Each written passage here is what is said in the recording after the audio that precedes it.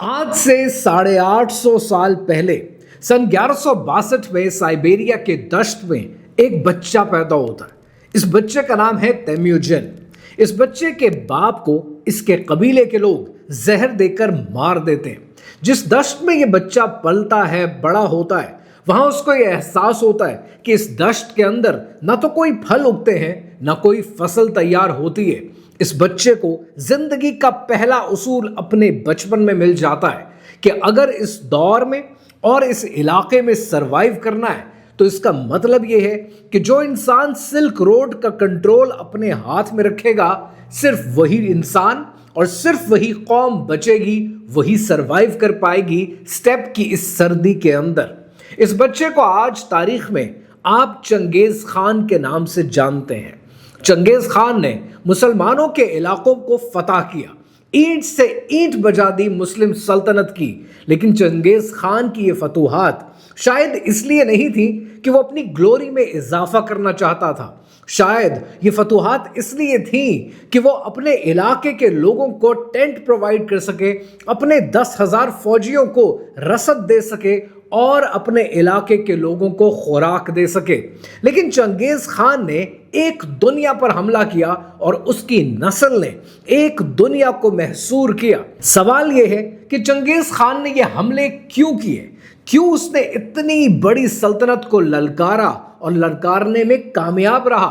मुसलमानों की हालत थी क्या, हलाकू खान ने मंगोलों के राइज को कहां तक पहुंचाया और फिर मंगोलों का डाउनफॉल कैसे शुरू हुआ।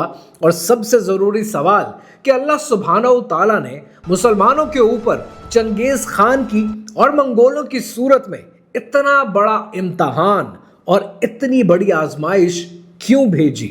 कहानी क्या है, आइए समझते हैं।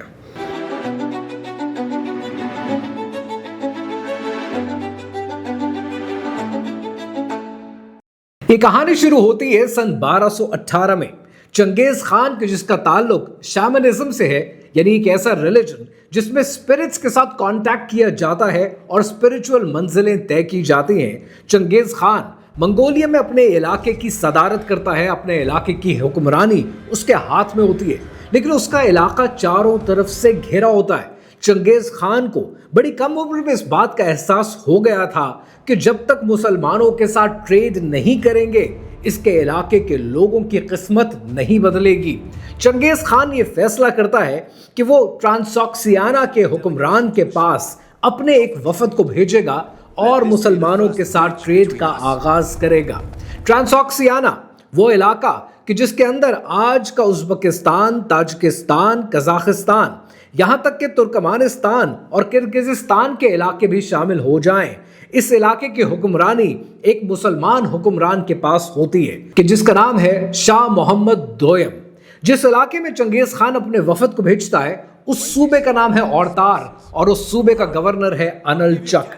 अनलचक पहले ही मुखबिरों से खाइफ है। उसको डर होता है कि हर आने वाले वफद में मुखबिर शामिल होते हैं, लिहाजा अपने पैरानोया का शिकार होते हुए अनलचक इस वफद में आए हुए तमाम लोगों को गिरफ्तार कर लेता है, घोड़ों पर कब्जा कर लेता है, सोने और सिल्क को हथिया लेता है और जो लीडर इस वफद की नुमाइंदगी कर रहे होते उनमें से मुसलमान लीडर का सर कलम कर देता है और जो मंगोल इस वफद में आते हैं उनके सर मुड़वा देता है और बगैर बालों के उन्हें वापस चंगेज खान के पास भेज देता है। तारीखदान कहते हैं कि जब चंगेज खान को अपने सफीर के सर कलम होने की खबर मिलती है, तब वो मंगोलिया में शिकार खेल रहा होता है। वो एक पहाड़ पर चढ़ता है और वो रब का मानने वाला नहीं है, मुसलमान नहीं है, फिर भी वो दुआ करता है कि ए मुसलमानों के रब, यानी वो जात जिसको मुसलमान मानते हैं, उसको मुखातब करके कहता है कि ए मुसलमानों के रब, मेरे साथ ज्यादती हुई है।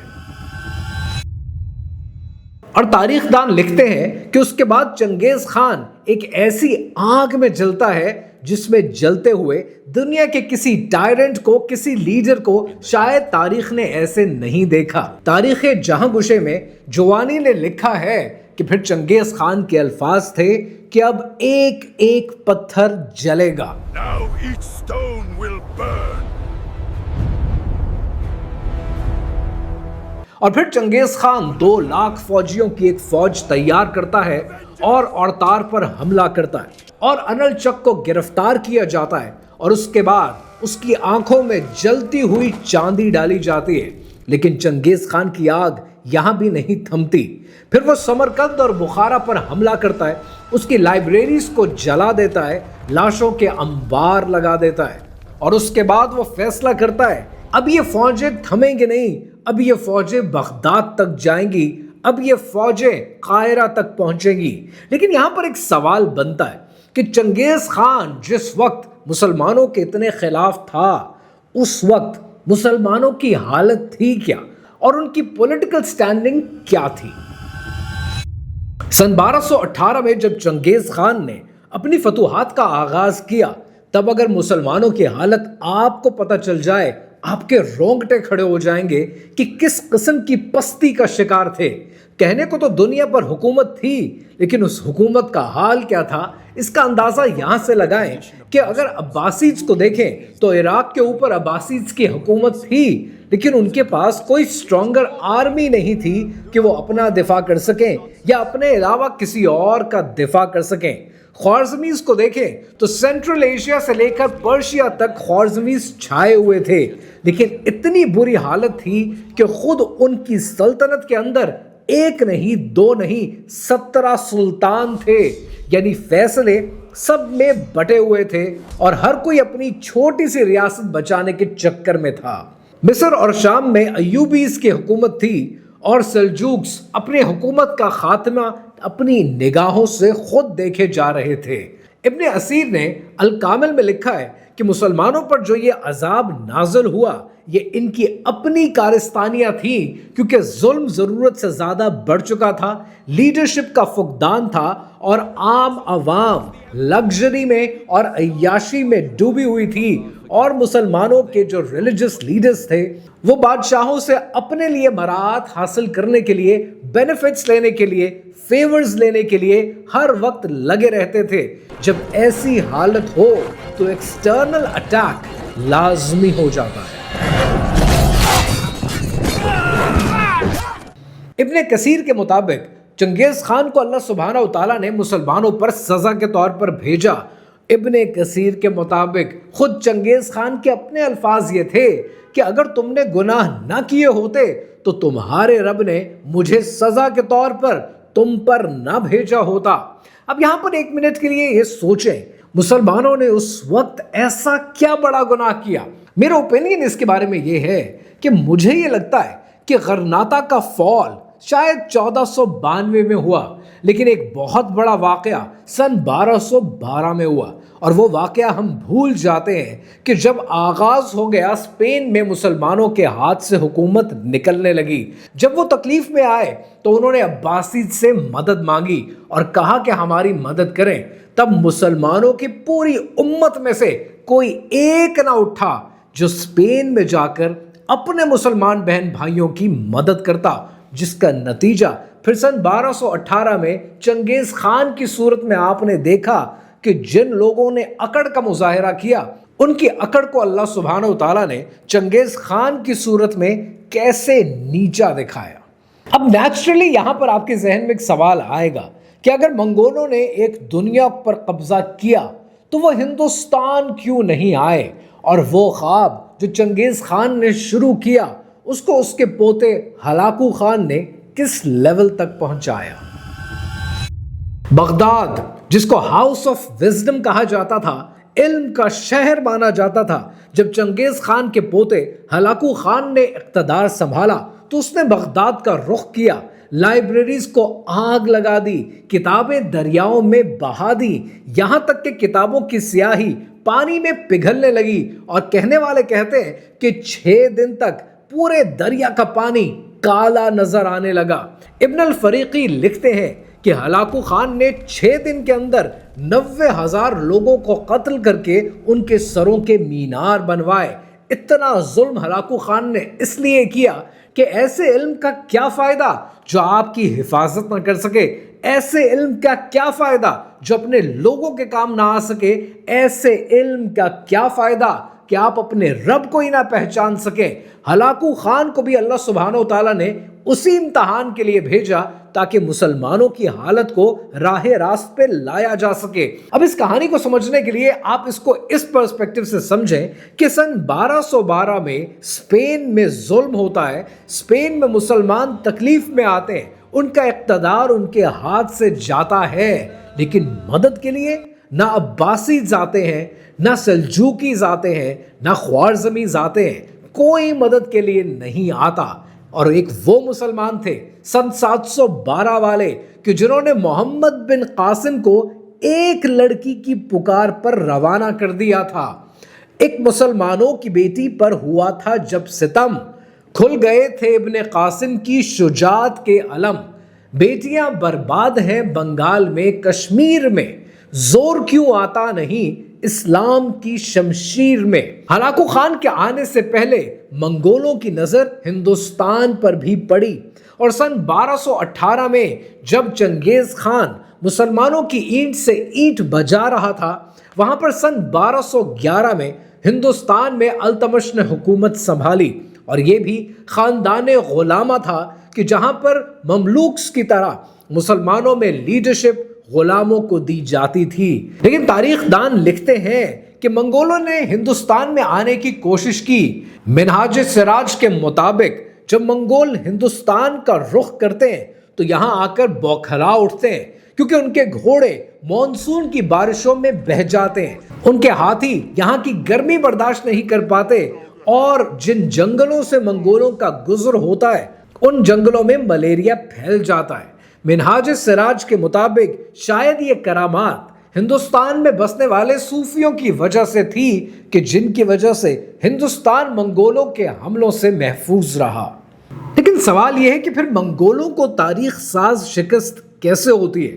اور اگر آپ کو یہ پتہ چل جائے کہ یہ تاریخ ساز شکست منگولوں کو کس مقام پر ہوئی تو لٹرلی آپ کے رونگٹے کھڑے ہو جائیں گے۔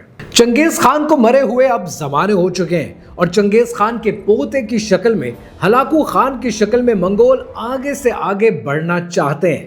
اب ان کی نظر بغداد سے آگے قاہرہ پر ہوتی ہے، لیکن اب قاہرہ کا پانی بدل چکا ہے۔ اب قاہرہ میں مملوکس کی حکومت آ جاتی ہے، اور مملوکس غلاموں کو حکومت دیا کرتے ہیں۔ قطز اور بیبارز کی لیڈرشپ کے اندر اب مسلمان متحد ہیں، اور ان دونوں کا ذکر میں آگے بھی کسی ویڈیو میں انشاءاللہ آپ کے ساتھ تفصیل سے کروں گا۔ لیکن اب مسلمانوں کی کوشش یہ ہے کہ اپنا کھویا ہوا مقام واپس حاصل کریں۔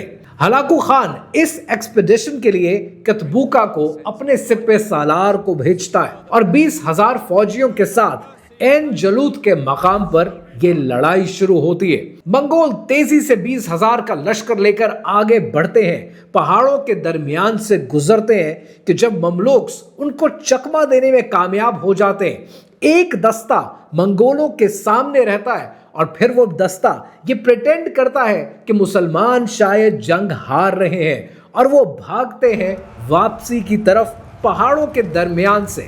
منگولوں کو احساس ہوتا ہے کہ شاید ہم فاتح ہو چکے ہیں، ہمیں ان کا تعاقب کرنا ہے اور ان کو مارنا ہے، ان کو ہرانا ہے۔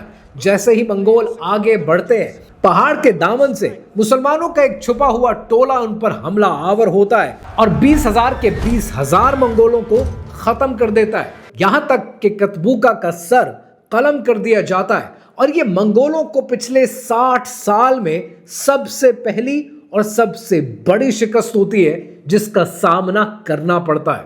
یہ جو این جلوت کا مقام ہے کہ جس کے اوپر اتنی بڑی لڑائی ہوئی کہ جہاں پر مسلمانوں نے دوبارہ فاتح بن کر اپنی جیت کا اعلان کیا، یہ مقام آج فلسطین میں ہے۔ این جلوت کے مقام پر اتنی بڑی ہار کے بعد منگول آگے بڑھنے کا فیصلہ ترک کر دیتے ہیں، مزید فتوحات کا ارادہ چھوڑ دیتے ہیں۔ ہلاکو خان میدان میں اترنے کا فیصلہ واپس لے لیتا ہے، لیکن اس کی وجہ صرف ہلاکو خان یا مسلمانوں کی کامیابی نہیں ہے، اس کے پیچھے اور بھی بہت سی وجوہات ہیں، جن میں ایک بہت بڑی وجہ مونکے خان ہے۔ مونکے خان اس وقت کا منگولوں کا وہ لیڈر ہے جو برسر اقتدار ہوتا ہے، اس کا اچانک انتقال ہو جاتا ہے اور منگولوں میں رفت پڑ جاتا ہے۔ اگلا انسان کون ہوگا جو تخت سنبھالے گا؟ لیکن ساتھ ہی ساتھ دوسری ایک بہت بڑی وجہ ہوتی ہے جس کی وجہ سے بھی منگول اپنے فیصلے ترک کرنا شروع کر دیتے ہیں، اور وہ ہے ہلاکو خان کا کزن برقع خان۔ برقع خان اپنی لیڈرشپ میں، اپنی فوجی صلاحیتوں میں ایک مانا ہوا نام ہوتا ہے، اور جس طرح اقبال نے کہا کہ پاسباں مل گئے کعبے کو صنم خانے سے، برقع خان اسلام قبول کر لیتا ہے اور مسلمانوں کے ایک نئے دور کا آغاز کرتا ہے رشیا میں، منگولیا میں، اور یہ ہلاکو کی فوج کے لیے ایک بہت بڑی ریٹریٹ ہوتی ہے۔ اب یہاں پر ایک حیرانگی کی بات ہے، اور وہ حیرانگی کی بات ہے کہ اگر آپ منگولوں کا ٹوٹل عروج و زوال کا وقت دیکھیں گے تو آپ حیران رہ جائیں گے کہ ان کو رب تعالیٰ نے 240 سال دیے۔ یعنی آج بھی اگر آپ دنیا کی کوئی امپائر اٹھا کر دیکھ لیں تو تاریخ میں انہیں میکسیمم 250 سال ملتے ہیں اپنے عروج پر، اور پھر ان کا زوال شروع ہوتا ہے۔ یعنی اس کا مطلب یہ ہے کہ میرا رب، آپ کا رب سچ کہتا ہے کہ ہر عروج کو زوال ہے اور ہر مشکل کے بعد آسانی ہے۔ منگولوں کے عروج کی کہانی، چنگیز خان کے ظلم کی کہانی، ہلاکو خان کی بربریت کی کہانی تو آپ کو بہت دنیا نے سنائی، لیکن وہ وجہ کبھی نہیں آپ کے سامنے رکھتے کہ جس وجہ سے چنگیز خان نے یا ہلاکو خان نے مسلمانوں پر حملے کیے، یا مسلمانوں کی پستی پر بات نہیں کرتے، یا اسپین کے زوال کی بات نہیں کرتے۔ یہ کہانی شاید ہلاکو خان سے اور چنگیز خان سے وابستہ ضرور ہے، یہ کہانی منگولوں کی ضرور ہے، یہ کہانی نارتھ کی، شمال کی ضرور ہے، لیکن ایسی ہی ایک اور کہانی دنیا کے جنوب میں ہے جس کو آج ہم انٹارکٹیکا کے نام سے جانتے ہیں۔ اب انٹارکٹیکا کے اتنے راز کیوں ہیں؟ کیا وہاں پر شیطان اپنا تخت جمائے بیٹھا ہے، یا دنیا کا کوئی اور راز ہے جو آپ سے چھپایا جا رہا ہے، یا اگر دجال ہے تو وہ روتھ چائلڈ کے جزیرے پر موجود ہے جو انٹارکٹیکا میں ہے؟ یہ کہانی ہے کیا؟ اور یہ کہانی ابھی باقی ہے۔